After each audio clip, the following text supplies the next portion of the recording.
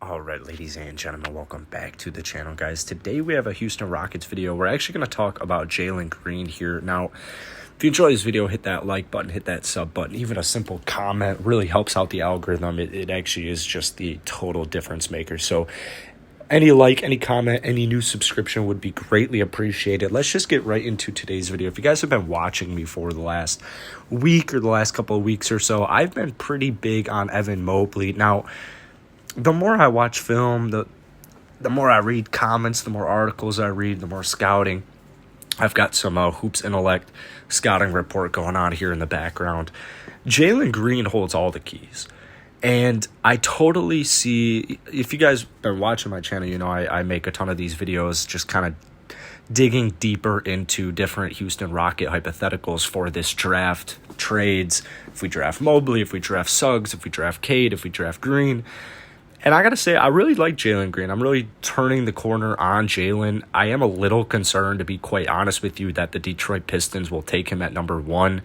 If the Pistons take him at number 1, honestly, no matter who the Pistons take at number 1, I am still fully in supporting of trading down for picks 2 and 3 to get both of them, either a Cade and Mobley duo, a Green and Mobley duo. Ideally, having both Jalen Green and Evan Mobley would do wonders for this team.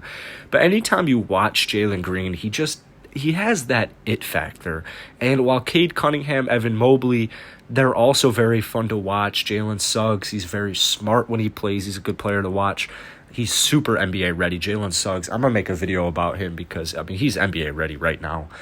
But Jalen Green, just his potential to me is almost the biggest out of all of them because he has just explosive hops. He's got great playmaking potential. He's got great shooting potential. And then obviously he's got that experience of not NBA level guys, but pretty much the next step below, pretty much the step below NBA level ready players. So Jalen Green, the insane star potential. It also doesn't help that he has, or it also helps that he has 1.2 million Instagram followers. Just for comparison, Evan Mobley has I think 50K. Cade Cunningham's got about 250K. So Cade, all four of the top prospects are going to bring in revenue streams and more people watching the games in the arena, more people watching it, just the game on TV. All four of them are, but Jalen Green, when he plays, and there's clips of this, he acts like he's the best player out on the court. His confidence is as if he's the best player on the court, and honestly, he usually is the best player. If Jalen Green was a shooting guard out of Duke, I don't think that this would be a conversation. Honestly, I think the one reason he is so much below Evan Mobley, so much below Cade Cunningham, is because he didn't play in college. If he played at Duke University, he would be the clear-cut number 2. It would be more of a debate between who's number 1, who's number 2.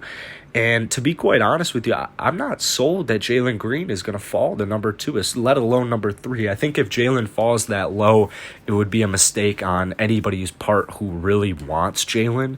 Obviously, you're not supposed to draft over fit, but just thinking of the fit, KPJ and Jalen Green down the road, yeah, they pose some major defensive issues, but man, they both have just insane potential. KPJ paired up next to Jalen Green, that duo is going to drop 40, 45 points right out of the gate next season, regardless of if they're even starting together. So I've really started to turn the corner with Jalen. Last season, he averaged very good statistics, 17.9 points per game, 4 rebounds, 2.8 assists.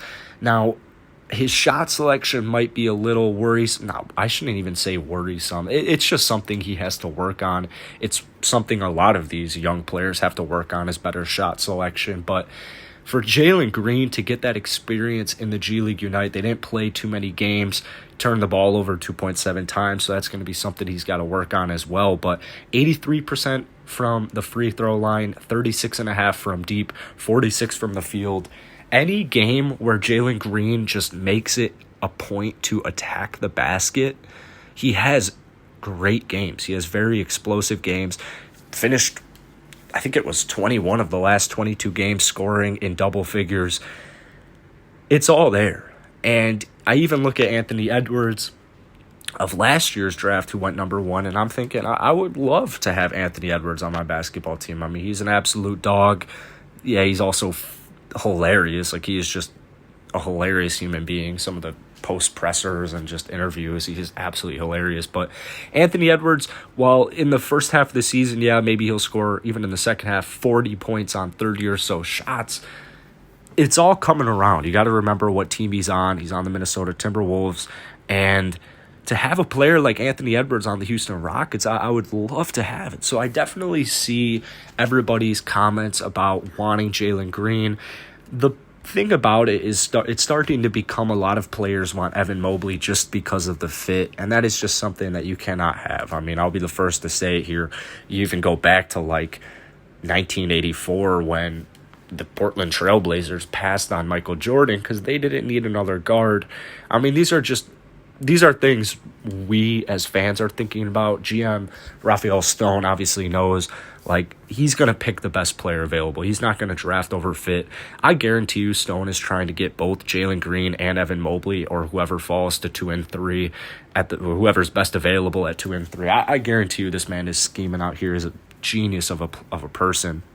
So personally, I would love Jalen on this team, and I've been getting a lot of comments about it as well, just kind of supporting that fact. And it's something I'm going to continue to monitor, obviously, here through the combine. But, man, this guy, he's got that potential as Kobe Bryant.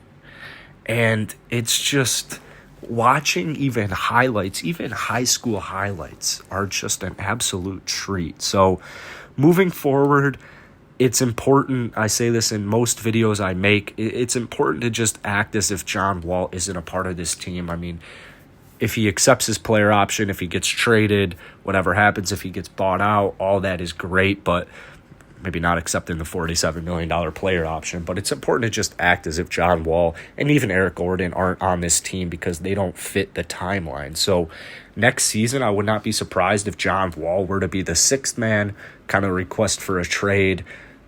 Maybe some team sends a decent package and we could trade off John Wall. But I think most Rocket fans would agree a KPJ and Jalen Green duo for the next at least 2 years would be something worth trying out. Could you imagine a trio of KPJ, Jalen Green, and Christian Wood in the pick and roll game, in just the transition game? They would be so good. Yeah, there's going to be some defensive issues at first, but got to improve. So anyways, guys, that's going to be it for today. Just kind of wanted to give you my thoughts on Jalen Green because I think he has an insane amount of star potential. Obviously, I'm making these videos for most of the top prospects here in the draft, but I am very close to switching Jalen Green at number 2 over Evan Mobley. So hit that like button, hit that sub button. I'll see you guys later.